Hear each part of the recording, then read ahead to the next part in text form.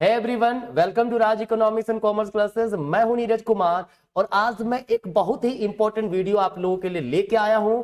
जो भी बच्चे सीयूटी पीजी इकोनॉमिक्स का एग्जाम दे रहे हैं 2024 में, उन लोगों के लिए कुछ इंपॉर्टेंट न्यूमेरिकल प्रॉब्लम जो इकोनॉमिक्स में आ सकते हैं, मुझे इंपॉर्टेंट लग रहा है, उन वीडियोस को मैं अभी बना रहा हूं। ठीक है, ध्यान रखिएगा। कल शाम तक हो सकता है कुछ और मतलब क्वेश्चंस का मैं वीडियो लेकर के आऊं। ठीक है, पॉसिबल है कि मैं ट्राई तो कर रहा हूं 100 क्वेश्चंस का लाने का, जिसमें micro macro international economy public finance सबके क्वेश्चंस रहेंगे। ठीक है, वो वीडियो भी जरूर देखिएगा, क्योंकि 12 तारीख को एग्जाम है, आपको काफी ज्यादा हेल्प करेगा वो। ठीक है, तो चलिए आज के इस न्यूमेरिकल प्रॉब्लम्स को पहले हम लोग देखते हैं, है ना। पहला क्वेश्चन है, कहता है if r equal 0.6 then coefficient of non determination is, है ना। देखिए सबसे पहली बात, अगर हम बात करें कोरिलेशन का, वो दिया हुआ है 0.6। ठीक है, तो आर स्क्वायर कितना हो जाएगा? आर स्क्वायर होगा 0.36, है ना। क्लियर है। देखिए याद रखिएगा, कोफिशिएंट ऑफ नॉन डिटर्मिनेशन जब निकालना हो तो r माइनस आर का स्क्वायर, 1 माइनस आर का स्क्वायर कर देंगे। कितना होगा भाई? 1 माइनस 0.36, दैट इज क्या हो जाएगा?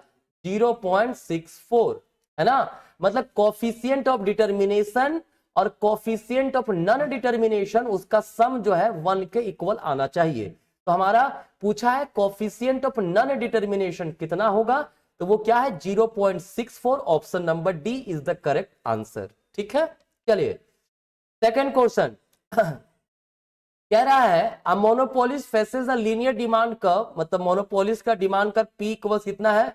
100 माइनस 4Q है ना। कोस्ट फंक्शन दिया हुआ है, कितना दिया हुआ है?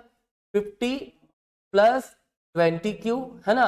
तो प्रॉफिट मैक्सिमाइजिंग आउटपुट लेवल बोला है, तो क्या काम करिए, हम लोग पता है ना, जहां पे MR इक्वल्स MC होता है, वहीं पर एक मोनोपोली का प्रॉफिट मैक्सिमम होता है। तो P दिया हुआ है, P से टोटल रेवेन्यू निकाल सकते हैं, P इंटू क्यू, फॉर्मूला होता है टोटल रेवेन्यू का, कितना हो जाएगा? 100 माइनस 4Q इंटू क्यू। ठीक है, क्या आ जाएगा?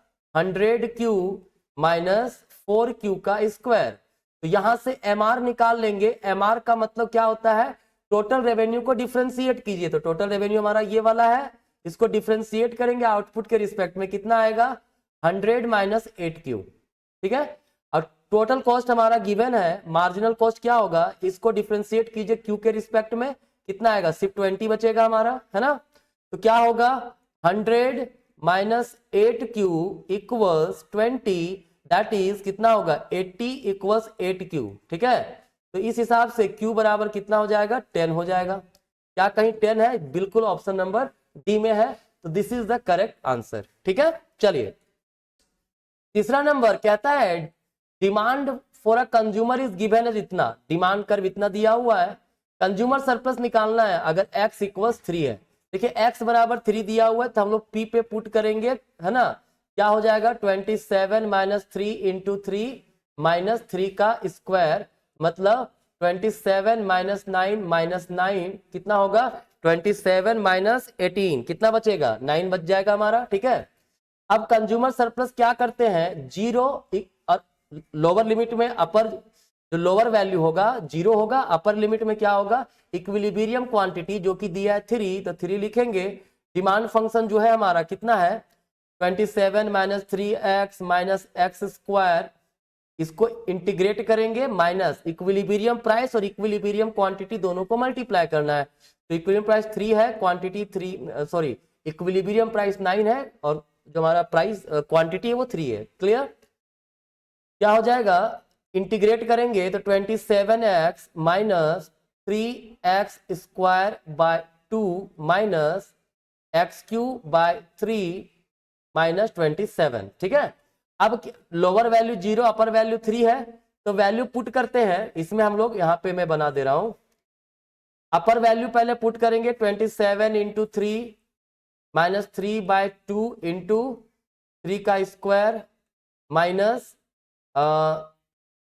कितना है? 3 का क्यूब बाय 3 माइनस 27। ठीक है, जीरो पुट करेंगे सब जीरो हो जाएगा। पहला काम क्या होता है कि इसमें पहले अपर वाला वैल्यू पुट करते हैं जहां एक्स है, और उसके बाद लोअर वाला वैल्यू माइनस करके, तो जीरो पुट करेंगे सब तो जीरो होगा, तो मैंने उसको पुट नहीं किया। ठीक है, कितना हो जाएगा 27 इंटू 3 कितना होगा 81, बिल्कुल 81 होगा, माइनस 3 3 9 27/2 है ना, माइनस ये यहाँ पे हो जाएगा हमारा, यहाँ पर भी 27/3 होगा, 27/3 तो हमारा बच जाएगा 9, सिर्फ 9 लिख देते हैं यहाँ पे है ना, माइनस 27। क्लियर, क्या हो गया 81 माइनस 27 और 9 कितना हो जाएगा 36, माइनस 36 माइनस 27/2। इसको सॉल्व कर लीजिए आप है ना, क्या आएगा इसको डायरेक्टली सिंप्लीफाई कर देते दो, तो यहाँ पे हो गया 162 माइनस 72 माइनस 27। ठीक है, क्या आएगा 162 माइनस 9/2 कितना हो जाएगा 12 3 और इधर 15 में 9 गया, कितना बचेगा 15 में 9 चला गया 6/2, डिवाइड करेंगे 31.5, ऑप्शन है option C, this is the correct answer. ठीक है, आप लोग कैलकुलेशन एक बार चेक जरूर कर लेना है ना। चलिए, तो नेक्स्ट क्वेश्चन हमारे पास क्वेश्चन नंबर 4 है, और वो क्या कह रहा है, वो कहता है कि अगर डिमांड फंक्शन ये दिया हुआ है, फिर से कंज्यूमर सरप्लस निकालना है, खुद से निकाल सकते हैं आप लोग।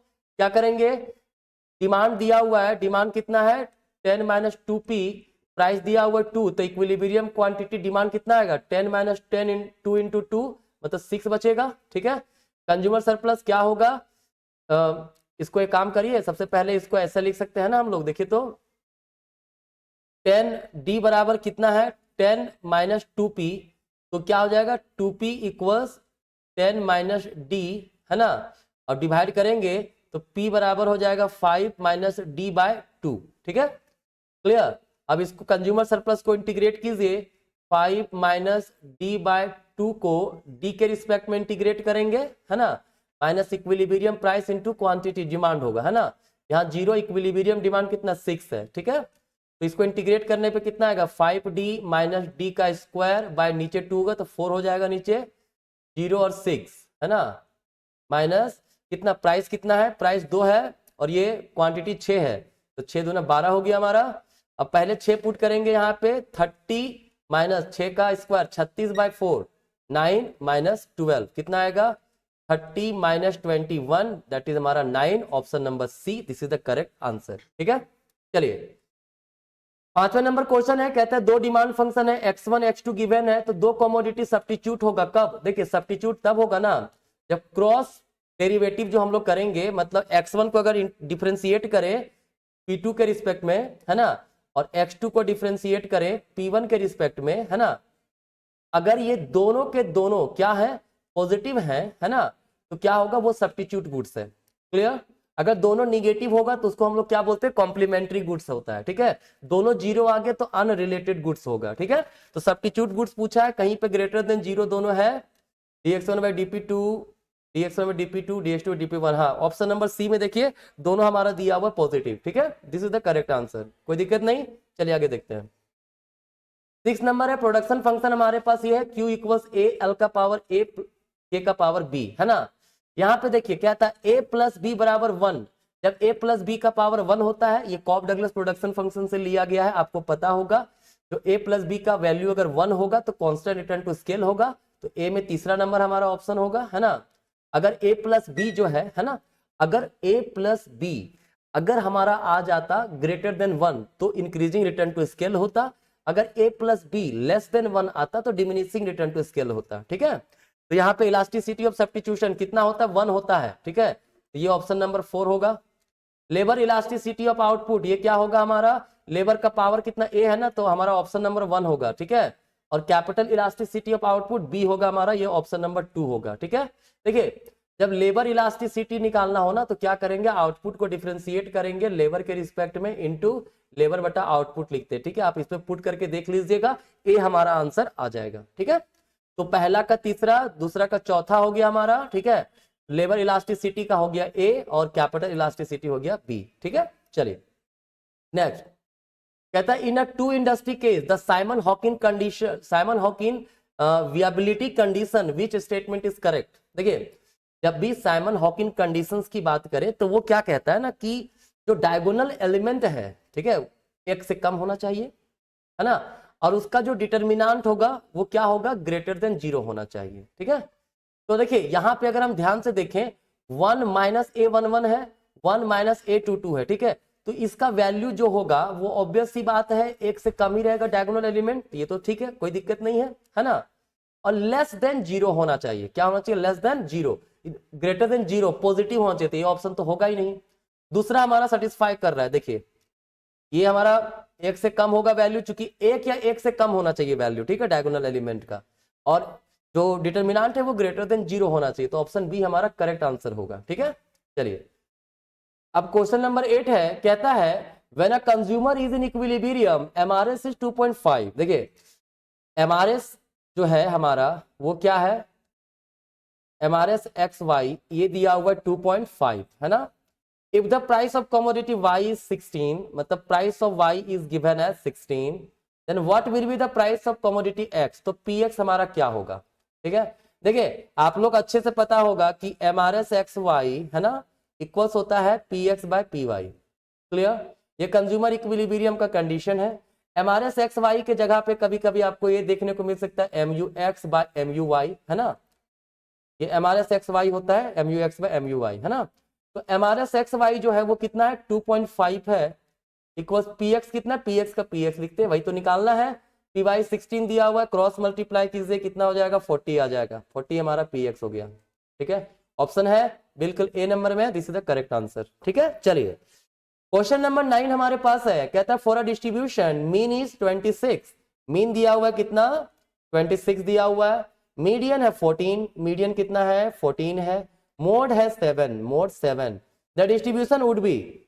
देखिए ध्यान रखिएगा जब पॉजिटिव स्केल्ड रहता है ना तो वहां पे mean greater than median greater than mode होता है। ठीक है, निगेटिवली स्केल्ड में क्या होता है, mean less than median less than mode होता है। ठीक है, सिमेट्रिकल में क्या होता है, mean equals median equal mode होता है। आपको पता होगा सिमेट्रिकल जो बेल शेप का होता है ना, और जो पॉजिटिव स्केल्ड रहेगा वो इस प्रकार का जाएगा, इस प्रकार का पॉजिटिवली स्केल्ड रहेगा, और निगेटिवली स्केल्ड में क्या रहेगा वो धीरे धीरे धीरे धीरे धीरे ऊपर जाके फिर ऐसे आ जाएगा। ठीक है, ये कंडीशन ये होता है हमारा 3 चीज। ठीक है, तो यहाँ पे बोल रहा है डिस्ट्रीब्यूशन क्या, अगर एक कभी मीन अगर 26 हो, मीडियन 14 हो, मोड 7 हो, ठीक है, तो वो डिस्ट्रीब्यूशन कैसा होगा, तो वो पॉजिटिवली स्केल्ड होगा। ठीक है, चलिए नेक्स्ट 10 नंबर कहता है मीन 28 है, मीन हमारे पास कितना है 28 है, मोड जो है मोड हमारे पास 25 है, तो वैल्यू ऑफ मीडियन, तो मीडियन कितना होगा, मीडियन हमारे पास कितना होगा, तो देखिए होता क्या है mode equals 3 median minus 2 mean होता है, ये फॉर्मूला याद रखिएगा। ठीक है, तो अगर हम लोग असिमेट्रिकल डिस्ट्रीब्यूशन में जनरली ऐसा होता है, चूंकि सिमेट्रिकल में तो सब बराबर हो जाता है मीन मीडियन मोड, तो एक भी इंफॉर्मेशन दिया तो बाकी सब लिख सकते हैं। ठीक है, बाकी केस में ऐसे होता है, तो यहाँ पे मीन और मोड है ना, तो जेड बराबर क्या होगा 3 मीडियन, तब मोड तो दिया हुआ ना, मोड का वैल्यू पुट ही कर देते हैं हम लोग, कितना है 25 दिया हुआ है, माइनस 2 इंटू मीन कितना है 28 है, कितना हो गया 25 प्लस इसको इधर ले आएंगे 56 होगा, 56 बराबर 3 मीडियन है ना, कितना 6 5 11 1 लेफ्ट 1 7 और 8 इक्वल्स 3 मीडियन, तो m बराबर कितना होगा 81 बाय 3 दैट इज 27। ठीक है, आंसर है बिल्कुल है। अब बताइए ये कैसा है, पॉजिटिव स्केल्ड है निगेटिवली स्केल्ड है, यहाँ पे क्या दिख रहा है mean greater than median greater than mode. ठीक है, तो ये भी हमारा पॉजिटिवली स्केल्ड डिस्ट्रीब्यूशन है। ठीक है, तो इस तरह क्वेश्चन अगर आ गया तो जरूर बनना चाहिए, है ना। नेक्स्ट कहता है if you draw a random sample of size 25 from a population whose standard deviation is 10, what will be the standard error of the mean।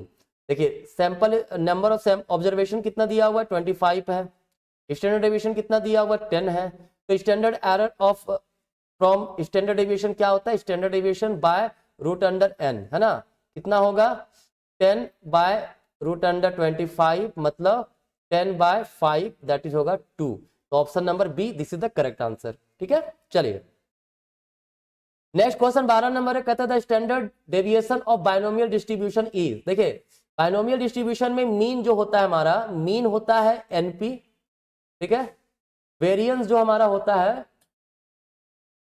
Variance क्या होता है, एनपीक्यू, और स्टैंडर्ड डेविएशन क्या होता है हमारा, ये होता है रूट अंडर एनपीक्यू। ठीक है, तो root under NP option number A है ना, this is the correct answer.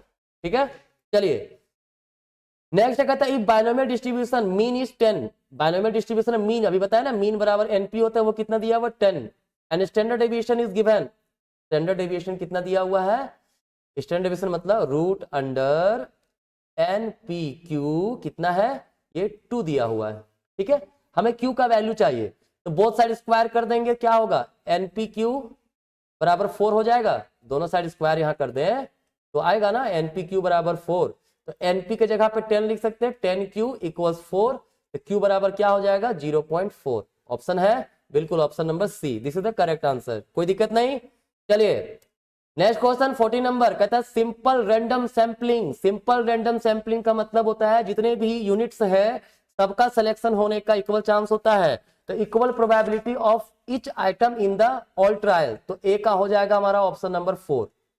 ठीक है, सिमेट्रिक सैंपलिंग, सिमेट्रिक सैंपलिंग भी क्या होता है, रैंडम सैंपलिंग का ही एक पार्ट है, जिसमें क्या होता है पहले तो एक सिस्टमेटिक रूप से हम लोग किसी को सेलेक्ट करते हैं, उसके बाद मतलब किसी पर्टिकुलर को रैंडमली सेलेक्ट करेंगे, फिर सिस्टमेटिक वे से सिलेक्शन करते जाएंगे। जैसे अगर मान लो 26 लोग हैं, ए बी सी सबका नंबर दिया हुआ है, मैंने कहा पहला ए को रैंडमली पहला को चुने ए को, उसका फिर बोले हर 2 गैप में चुन लेते हैं लोगों को। ठीक है, ये होगा सिस्टमेटिक सैंपलिंग। कहीं है देखिए random selection of first and systematic of the rest, 3rd number है ना, तो इसका 3rd नंबर ऑप्शन हमारा करेक्ट आंसर होगा।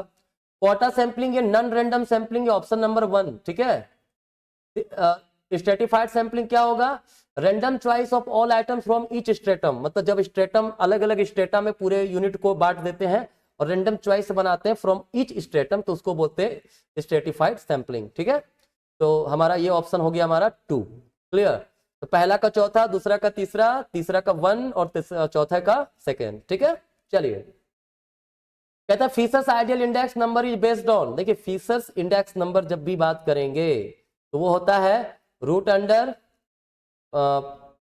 पासे लेस्पेरे का इंडेक्स नंबर इनटू पासेस का इंडेक्स नंबर, बाहर में 100, मतलब दोनों का क्या हुआ ज्योमेट्रिक मीन हुआ ये। ठीक है, ऑप्शन नंबर सी है geometric mean of Laspeyres and Paasche's index number. Fisher's index number को आइडियल इंडेक्स नंबर भी हम लोग कहते हैं, इसलिए कहते हैं क्योंकि वो टाइम रिवर्सल टेस्ट और फैक्टर रिवर्सल से दोनों को सेटिस्फाई करता है। ठीक है, चलिए नेक्स्ट है 16 कहता है in normal distribution the kurtosis is, देखिए नॉर्मल डिस्ट्रीब्यूशन जो होता है ना वो सिमेट्रिकल होता है और इसमें कर्टोसिस का वैल्यू 3 होता है। ठीक है, क्या होता है कर्टोसिस का वैल्यू इक्वल टू 3। क्लियर, अगर मोर देन 3 होगा तो वो हमारा थोड़ा सा स्टीपर चला जाएगा, लेस देन 3 होगा तो वो थोड़ा सा नीचे फ्लैटर रहेगा। ठीक है, तो नॉर्मल डिस्ट्रीब्यूशन का अगर केस है तो वहां पे 3 होगा, इसको मेसोकर्टिक भी बोलते हैं हम लोग। ठीक है, चलिए क्वेश्चन है द कोएफिशिएंट नॉन डिटरमिनेशन, देखिए कोएफिशिएंट ऑफ डिटरमिनेशन होता है explained variance by total variance, तो ये तो आंसर होगा नहीं। नॉन डिटरमिनेशन पूछा तो unexplained variance by total variance होता है, option number B, this is the correct answer. ठीक है, तो ये थे कुछ इंपॉर्टेंट क्वेश्चंस, कुछ न्यूमेरिकल प्रॉब्लम जो मुझे लग रहा था बताना चाहिए, आप लोग इसको करके जरूर जाइएगा, कहीं ना कहीं आपको हेल्प जरूर ये देगा। ठीक है, तो चलिए आज कहीं तक मिलते हैं नेक्स्ट क्लास में, तब तक के लिए आप सभी को बहुत बहुत धन्यवाद।